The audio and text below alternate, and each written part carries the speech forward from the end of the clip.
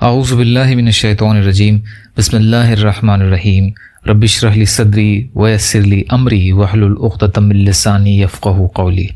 غم ہلکا کرنے کا مجرب عمل۔ نبی اکرم صلی اللہ علیہ وسلم ایک مرتبہ کفار کی ایذا رسانیوں کی وجہ سے بڑے مغموم تھے، یعنی غمزدہ تھے۔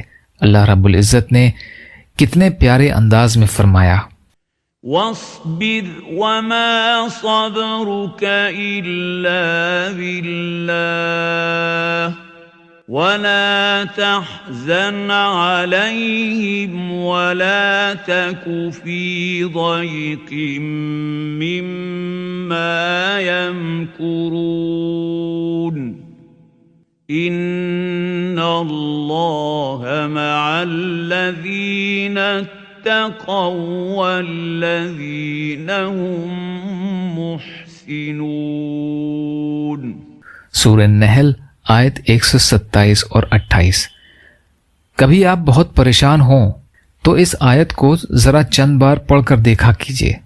آزمودہ چیز ہے، بڑے بڑے غم اور مصیبتیں اللہ رب العزت اس آیت کے پڑھنے سے بندے کے سر سے دور فرمائیں گے۔ دل میں ٹھنڈک آ جائے گی۔ اللہ کے اس کلام میں عجیب تاثیر ہے۔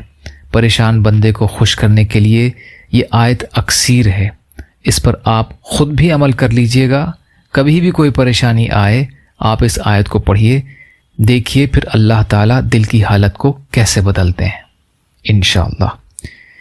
یا اللہ ہم سب کو کہنے سننے سے زیادہ عمل کی توفیق عطا فرما۔ یا اللہ مظلوم ایمان والے اور مسلمان جہاں بھی پریشان حال ہیں، ظالموں کے ظلم کا شکار ہیں، ان کی بھرپور مدد فرمائیے۔ یا اللہ اپنے حلال میں سے دے دیجئے، حرام کے ذرائع سے ہماری حفاظت فرمائیے، اپنے غیر سے بے نیاز کر دیجئے، جو مانگا وہ بھی عطا کر دیجئے، جو بھول گئے وہ بھی عطا فرمائیے۔ ربنا تقبل منا انک انت السمیع العلیم برحمتک یا ارحم الراحمین۔ لا الہ الا اللہ محمد رسول اللہ۔ السلام علیکم۔